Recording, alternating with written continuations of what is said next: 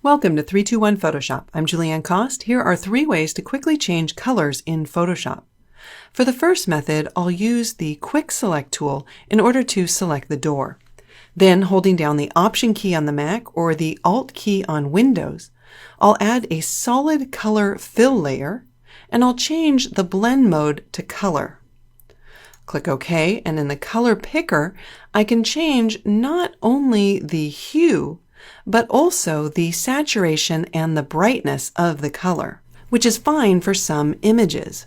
If, however, you want to limit the adjustment to only affect the hue, change the blend mode to hue, then double-click on the color swatch, and now you can see that I'm limited to changing just the hue of the door. The second method uses a hue saturation adjustment layer, but dragging the hue slider is going to change all of the colors in the image.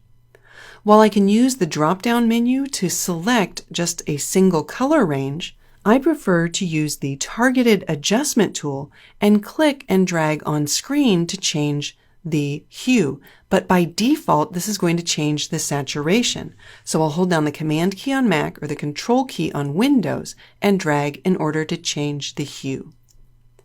To limit the change to the wall and not affect the foreground, I'll tap the B key to select my brush tool, and making sure that I'm painting with black, I'll just paint out the adjustment wherever I don't want it to appear in the image. Alright, the third method is to use a curves adjustment layer. But first I'll reselect the door by holding down the Command key on Mac or the Control key on Windows and clicking on the Layer Mask thumbnail.